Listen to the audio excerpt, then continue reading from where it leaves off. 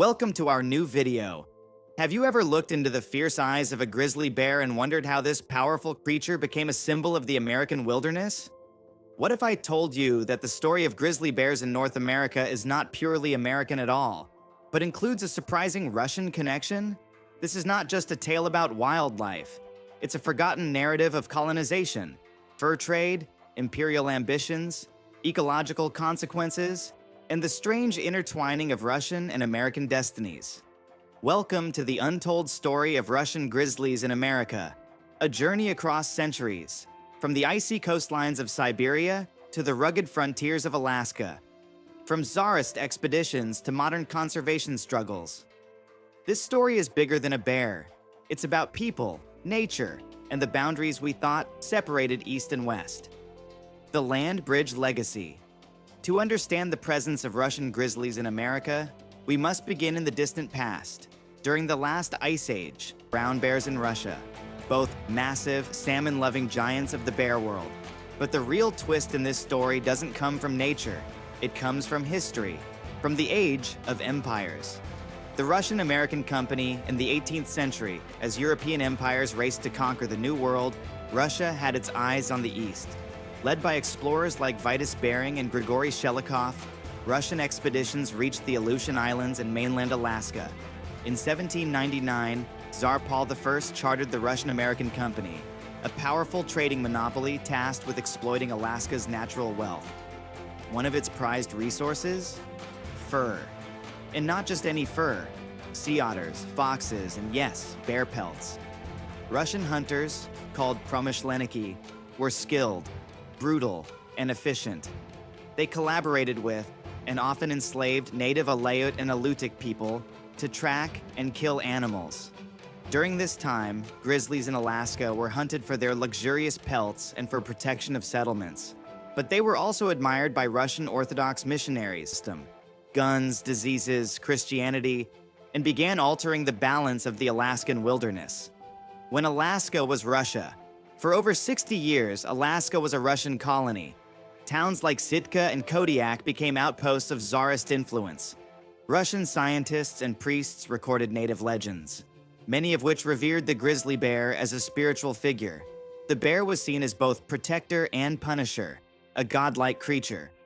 Russians, too, brought their own bear legends from Siberia, where the bear was a symbol of Russia itself, feared and respected in equal measure. It's no coincidence that Russia's national symbol to this day is the bear. And in Alaska, these Russian settlers encountered real bears that matched the might of their mythology. Russian cultural influence shaped local attitudes toward the bear. Russian Orthodox Christianity influenced native rituals that once centered around bear hunting. In some cases, the two belief systems merged, creating hybrid ceremonies and folklore. The bear was no longer just an animal. It was part of a growing story of colonial transformation. The Alaska Purchase and the fading shadow of the bear. In 1867, everything changed. Russia sold Alaska to the United States for $7.2 million, a deal many Americans mocked as Seward's folly. But the purchase marked the beginning of a new era. Russian influence faded. American settlers, miners, and loggers arrived. The grizzly, once part of Russian colonial operations, now faced a new threat: industrial America. Logging and mining destroyed bear habitats. Commercial hunting intensified. Bear numbers plummeted. But the genetic legacy of those ancient Siberian migrations and the cultural imprints left by Russian colonists remained etched into the Alaskan wilderness. DNA, hybrids, and modern science. Fast forward to the 21st century, and the story of Russian grizzlies in America takes a new turn. With the rise of genetic science, studies of bear DNA have revealed deep connections between Russian and American populations. Scientists can now trace migration patterns going back tens of thousands of years. One surprising finding: some grizzly populations in Alaska and Canada carry mitochondrial DNA from Russian bears. In captivity, hybridizations have occurred between Kamchatkan brown bears and Kodiak bears, reinforcing how genetically close these populations are. Some scientists believe climate change may once again open natural corridors between Russian and American bear populations via the Arctic. Could Russian and American bears meet again in the wild? The answer is Possibly. Forgotten folklore and Russian-American bear myths. Beyond science and history, there's something else that connects Russian and American grizzlies. Stories. From Siberian shamanism to Tlingit tribal legends, the bear has always been more than an animal. Russian Orthodox priests in Alaska often describe the bear as a creature caught between heaven and earth, respected like a saint, feared like a demon. Native myths speak of bear spirits who walk on two legs, teach humans to hunt, or punish those who disrespect nature.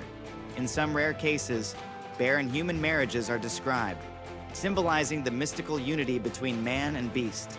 These legends have largely been forgotten in modern times, but they still whisper through the oral traditions of Alaska's native communities and through the faded journals of Russian priests. Ecological lessons from a shared past. What can we learn from this strange tale of Russian grizzlies in America? First, nature does not respect borders. The grizzly story began before the concept of nations even existed. Second, colonization, whether Russian or American, has consequences. The exploitation of wildlife for profit nearly drove grizzlies to extinction in parts of Alaska. But perhaps, most importantly, we see how culture shapes conservation. Russian Orthodox respect for the bear, combined with native traditions, offers a different model than pure exploitation. Today, as we face new environmental crises, these old lessons become more relevant than ever. The future of the Russian grizzly in America. The Russian grizzly may never roam freely across American landscapes again, but its legacy lives on. In DNA, in stories, and in the land itself. Conservation efforts continue in Alaska and the Russian Far East, often in cooperation. Russian-American ecological partnerships, bear sanctuaries, and shared wildlife monitoring now reflect a shift from exploitation to preservation. Perhaps in a world so often divided by politics, the bear reminds us of a deeper unity between land, species, and people. The killing of the bear. The killing of grizzlies, both in Russia and America, was never just about survival. It was often about control. To early settlers, the grizzly was a terrifying obstacle. It was powerful, aggressive, and stood in the way of land development, livestock grazing, and human expansion. But there was also money to be made. Bear pelts fetched high prices in European markets, especially when fur was a sign of nobility and power. In the Russian Empire, Promyshlenniki, fur hunters, often hunted bears with brutal efficiency. They used traps, dogs, poisoned bait, and even fire. Some hunters killed dozens of bears in a single season, and because the grizzly was both a symbol and a threat, killing one often boosted a hunter's status. Meanwhile, in Alaska, after the US took control, grizzlies faced even worse treatment. Entire populations were wiped out through predator control programs. In the early 20th century, the US government paid bounties for dead grizzlies. Hunters were rewarded for bringing in paws or claws as proof. Bears in the human mind. There's a psychological side to all this. Why do humans fear bears so deeply, and yet feel so drawn to them? Some scientists believe it's because bears resemble us. They stand on two legs. They eat many of the same foods. They nurture their young for years. In folklore, bears are often portrayed as both friends and foes, like humans in animal form. And perhaps that's why killing them feels symbolic. To defeat a bear, especially a grizzly, is to prove human dominance. It's a primal statement. I control nature. A world without grizzlies. Imagine a world where the grizzly bear is extinct, where no deep growl echoes through the Alaskan valleys, where no paw prints cross muddy trails in Kamchatka, where children learn about bears not from real encounters, but from digital recreations and old videos. This isn't science fiction. In some parts of the world, this is already reality. Grizzlies once roamed across Europe, but they're now extinct in most of Western Europe. In the continental US, they occupy less than 2% of their original range. And in Russia, illegal hunting and poaching, especially for bear bile used in traditional medicine, continue to threaten populations. The bear belongs to no one. The Russian grizzly is not Russian. The American grizzly is not American. The bear belongs to the earth. And for thousands of years, it has taught us how to live in balance. It hunted, but only what it needed. It dominated, but never destroyed. It thrived, not through conquest, but through coexistence. The real untold story of the grizzly is not about nations or wars. It's about respect for life, for limits, and for the wildness still alive in all of us. The Russian-American Company. In the 18th century, as European empires raced to conquer the New World, Russia had its eyes on the East. Led by explorers like Vitus Bering and Grigory Shelikov, Russian expeditions reached the Aleutian Islands and mainland Alaska. In 1799, Tsar Paul I chartered the Russian-American Company, a powerful trading monopoly tasked with exploiting Alaska's natural wealth. One of its prized resources? Fur. And not just any fur, sea otters, foxes, and yes, bear pelts. Russian hunters, called promyshlenniki, were skilled, brutal, and efficient. They collaborated with, and often enslaved, native Aleut and Alutiiq people to track and kill animals.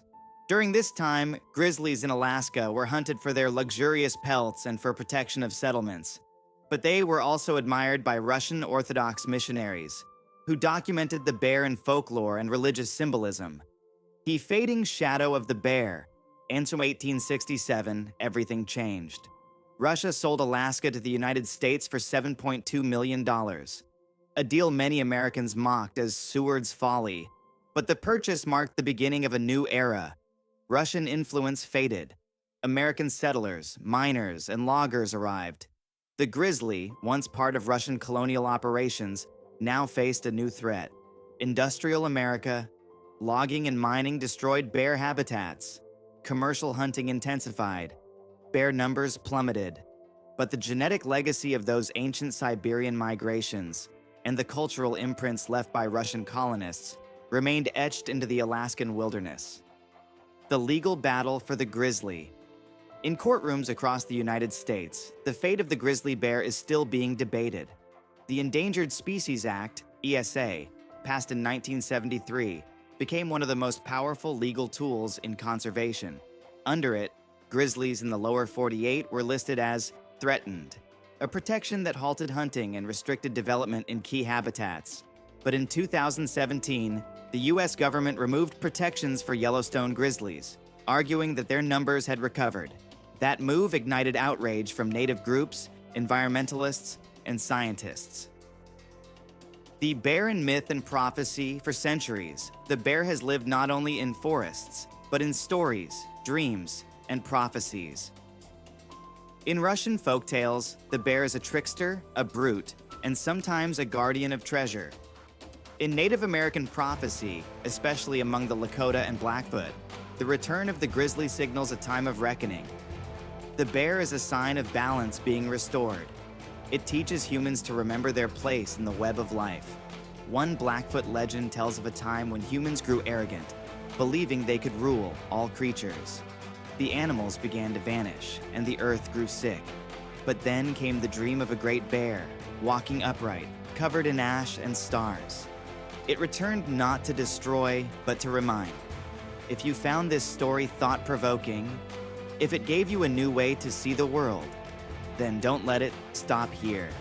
Like this video to support independent content that dives deeper. Subscribe to the channel for more untold stories, hidden truths,